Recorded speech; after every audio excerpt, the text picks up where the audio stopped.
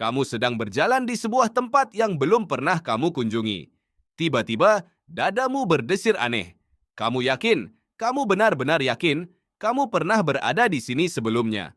Percakapan ini, sudut ruangan ini, bahkan bau udara ini, terasa seperti pernah kamu alami persis seperti ini.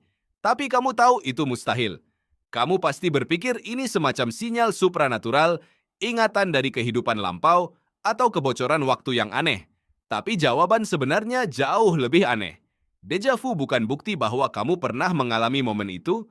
Deja vu adalah bukti bahwa otakmu sedang menipu dirinya sendiri dengan cara yang sangat spesifik dan justru karena alasan yang sangat masuk akal. Cobalah ingat kapan terakhir kali kamu merasakan deja vu. Biasanya ia datang tiba-tiba, berlangsung beberapa detik, lalu menghilang begitu saja, meninggalkan rasa aneh yang sulit dijelaskan. Kamu mungkin pernah menceritakannya ke teman sambil tertawa, atau diam-diam merinding memikirkannya. Selama puluhan tahun, ilmuwan menganggap fenomena ini terlalu singkat dan terlalu sulit dipicu untuk diteliti secara serius di laboratorium. Bagaimana caramu meneliti sesuatu yang datang tanpa peringatan dan pergi dalam hitungan detik? Selama hampir 1 abad, deja vu lebih banyak dibahas oleh novelis dan dukun daripada oleh ilmuwan.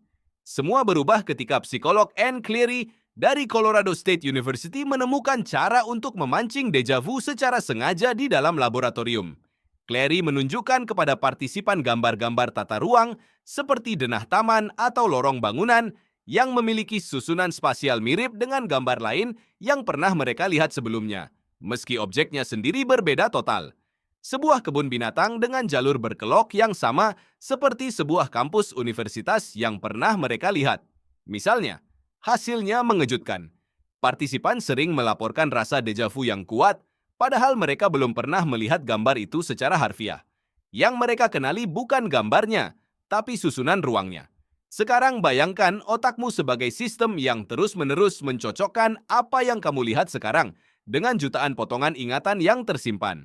Setiap detik, tanpa kamu sadari, otakmu membandingkan bentuk ruangan, posisi jendela, arah cahaya, bahkan sudut pandangmu terhadap sebuah pintu, dengan gudang besar ingatan spasial yang sudah kamu kumpulkan sepanjang hidup. Kebanyakan waktu, proses ini berjalan mulus dan kamu tidak menyadarinya sama sekali.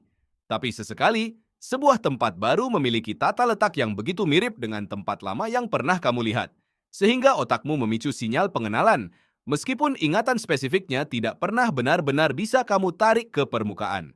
Kamu merasa mengenali sesuatu, tapi tidak bisa menjelaskan dari mana asalnya. Itulah inti dari deja vu. Psikolog Alan Brown dari Southern Methodist University menghabiskan bertahun-tahun mengumpulkan data dari ribuan orang tentang pengalaman deja vu mereka. Ia menemukan sesuatu yang menarik. Deja vu paling sering muncul pada usia 20-an, lalu perlahan menurun frekuensinya seiring bertambahnya umur. Bukan karena otak yang lebih tua kurang aktif, justru sebaliknya. Otak yang lebih muda masih sangat sibuk membangun dan membandingkan pola-pola baru, sehingga peluang terjadinya kecocokan semu antara pengalaman baru dan ingatan lama jauh lebih tinggi. Semakin banyak tempat baru yang kamu jelajahi, semakin besar kemungkinan salah satunya secara kebetulan memiliki bentuk yang sangat mirip dengan tempat lain yang pernah kamu lupakan secara sadar, tapi masih tersimpan samar di suatu tempat dalam ingatanmu. Brown juga menemukan sesuatu yang mengejutkan tentang siapa yang paling sering mengalami deja vu. Orang yang sering bepergian, yang banyak membaca, dan yang sering menonton film cenderung melaporkan deja vu lebih sering dibanding orang yang jarang terpapar lingkungan baru. Ini masuk akal jika kamu memikirkannya lewat kacamata pencocokan pola. Semakin banyak variasi ruang dan situasi yang pernah kamu serap, baik secara langsung maupun lewat layar, semakin besar basis data yang dimiliki otakmu untuk secara tidak sengaja menemukan kecocokan semu dengan momen yang sedang kamu alami sekarang. Ada satu penemuan lagi yang lebih mengejutkan, dan mungkin ini bagian yang paling membalikkan cara pandangmu tentang deja vu. Neuropsikolog Akira O'Connor dari University of St. Andrews mempelajari deja vu bukan sebagai kegagalan ingatan, tapi sebagai tanda bahwa sistem pengecekan ingatanmu sedang bekerja dengan sangat baik. Dalam eksperimennya, ia menggunakan teknik yang mirip dengan milik Cleary untuk memicu deja vu di dalam mesin pemindai otak, lalu mengamati area mana yang menyala. Ia menemukan bahwa area di bagian depan otak, yang biasanya bertugas memeriksa apakah suatu ingatan itu asli atau salah, menjadi sangat aktif saat deja vu terjadi. Area ini bukan area yang biasanya terlibat dalam mengingat sesuatu. Area ini terlibat dalam memverifikasi ingatan, semacam petugas keamanan internal yang tugasnya mengecek ulang apakah sebuah klaim ingatan itu bisa dipercaya. Dengan kata lain, deja vu mungkin bukan tanda ingatanmu kacau. Deja vu mungkin justru tanda bahwa otakmu sedang aktif memverifikasi dan berhasil menangkap ketidaksesuaian kecil antara familiar dan nyata. Bayangkan dua sistem yang bekerja secara paralel di kepalamu. Sistem pertama, yang lebih tua dan lebih cepat, berkata, ini terasa familiar. Sistem kedua, yang lebih lambat dan lebih teliti, memeriksa ulang dan berkata, tapi aku tidak menemukan catatan bahwa kamu benar-benar pernah ke sini. Sensasi aneh yang kamu rasakan saat deja vu adalah hasil dari kedua sistem ini yang secara sadar saling bertentangan pada saat yang bersamaan. Alih-alih diam-diam menyelesaikan konflik itu di belakang layar seperti yang biasa terjadi ribuan kali sehari tanpa kamu sadari. Pikirkan berapa kali sebenarnya proses pencocokan pola ini terjadi setiap hari tanpa pernah naik ke permukaan kesadaranmu. Setiap kali kamu masuk ke kedai kopi baru dan entah bagaimana tahu di mana letak kasirnya. Sebelum melihatnya, setiap kali kamu bertemu orang asing yang caranya tertawa. Entah kenapa terasa akrab setiap kali kamu memasuki ruang tunggu dokter baru dan tanganmu secara otomatis tahu ke arah mana harus duduk, otakmu sedang menjalankan pencocokan pola yang sama persis dengan yang terjadi saat deja vu. Bedanya, dalam situasi-situasi ini, sistem verifikasi otakmu berhasil menyelesaikan konflik itu dengan mulus, tanpa pernah membuatmu berhenti dan berpikir, tunggu, aku pernah di sini sebelumnya. Deja vu hanyalah momen langka ketika proses normal ini gagal diselesaikan dengan mulus, dan kegagalan itu justru terasa oleh kesadaranmu sebagai sesuatu yang aneh dan mengganggu. Ini mengubah cara kita melihat deja vu sepenuhnya. Ia bukan celah dalam kenyataan, ia bukan jendela menuju kehidupan lampau. Meskipun banyak budaya di seluruh dunia pernah menafsirkannya seperti itu selama ribuan tahun. Ia juga bukan otomatis tanda gangguan mental, meskipun penting dicatat bahwa deja vu yang sangat sering dan berkepanjangan, terutama jika disertai gejala lain seperti kebingungan atau kehilangan kesadaran sesaat, memang bisa dikaitkan dengan kondisi neurologis tertentu seperti epilepsi lobus temporal, dan sebaiknya dikonsultasikan ke dokter jika itu terjadi padamu secara berulang dan intens. Tapi bagi kebanyakan orang, deja vu sesekali justru pertanda baik. Ia menunjukkan sistem pengecekan realitas di otakmu bekerja dengan tepat, menangkap kemiripan pola sebelum kamu terlanjur salah mengingat sesuatu yang sebenarnya belum pernah terjadi. Menariknya, ada beberapa varian deja vu yang jarang dibahas di luar lingkaran penelitian, dan masing-masing menunjukkan sisi berbeda dari cara kerja sistem pencocokan pola ini. Ada yang disebut deja vu, di mana bukan hanya tempatnya yang terasa familiar, tapi seluruh urutan peristiwa terasa seperti sudah pernah dialami persis, termasuk apa yang akan dikatakan orang lain berikutnya. Ada juga deja senti, sensasi familiar yang lebih terikat pada perasaan dan pikiran dibanding pada tempat atau kejadian konkret. Meskipun bentuknya berbeda-beda, semuanya berakar dari mekanisme dasar yang sama, sistem pencocokan pola yang menemukan kemiripan tanpa mampu melacak sumber ingatannya secara spesifik.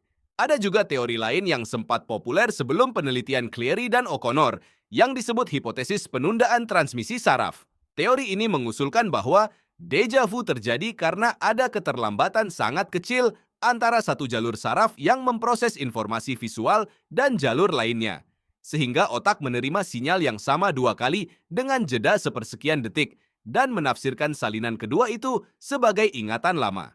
Teori ini terdengar masuk akal secara intuitif, tapi sulit dibuktikan secara eksperimental, dan penelitian pencocokan pola milik Cleary serta pemindaian otak milik O'Connor memberikan bukti yang jauh lebih kuat dan bisa direplikasi berulang kali di laboratorium berbeda. Yang membuat semua penelitian ini begitu menarik adalah bagaimana mereka mengubah deja vu dari sekadar anekdot aneh menjadi jendela untuk memahami cara kerja ingatan manusia secara umum. Ingatanmu bukan rekaman video yang tersimpan utuh dan diputar ulang persis seperti aslinya. Ingatanmu adalah rekonstruksi disusun ulang setiap kali kamu mengingat sesuatu, berdasarkan potongan-potongan pola, perasaan, dan konteks yang tersebar di berbagai bagian otakmu. Deja vu adalah salah satu dari sedikit momen ketika proses rekonstruksi yang biasanya tersembunyi ini tiba-tiba terlihat, memberi kamu sekilas pandang langka ke dalam mesin yang biasanya bekerja diam-diam di balik setiap ingatan yang kamu miliki. Ada satu eksperimen lanjutan dari tim Cleary yang menambahkan lapisan lain pada temuan ini. Mereka ingin tahu apakah deja vu juga bisa mempengaruhi cara seseorang memprediksi apa yang akan terjadi selanjutnya. Partisipan yang sedang mengalami deja vu buatan di laboratorium diminta menebak ke arah mana sebuah lorong virtual akan berbelok berikutnya. Hasilnya, mereka yang melaporkan sensasi deja vu paling kuat ternyata tidak lebih akurat dalam menebak arah tersebut dibanding partisipan lain, meskipun secara subjektif mereka merasa sangat yakin bisa memprediksinya. Temuan ini penting karena ia menunjukkan bahwa rasa familiar yang begitu kuat saat deja vu bisa menipu bukan hanya persepsi masa lalu, tapi juga rasa percaya diri terhadap masa depan. Kamu merasa tahu apa yang akan terjadi, padahal sebenarnya kamu hanya merasakan gema dari pola lama yang tidak benar-benar relevan. Fenomena ini juga menjelaskan kenapa deja vu terasa begitu meyakinkan, bahkan bagi orang yang tahu secara rasional bahwa itu mustahil. Rasa familiar bukan sekadar pikiran yang bisa kamu bantah dengan logika. Rasa familiar adalah sinyal emosional yang muncul lebih dulu dan lebih cepat dibanding penalaran sadar. Ketika sistem pengenalan cepat di otakmu berkata, "Ini familiar," sinyal itu terasa seperti fakta, bukan seperti dugaan. Butuh proses berpikir yang lebih lambat dan lebih sadar untuk akhirnya menyimpulkan, tunggu, ini pasti bukan ingatan asli. Jeda antara munculnya sinyal emosional dan munculnya koreksi rasional, itulah yang kamu rasakan sebagai sensasi deja vu yang membingungkan.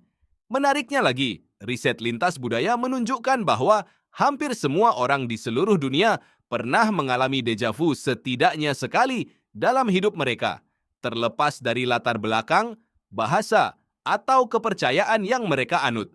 Ini menjadi petunjuk kuat lain bahwa deja vu bukan sekadar produk budaya atau kepercayaan tertentu, melainkan hasil dari cara kerja dasar otak manusia yang bersifat universal.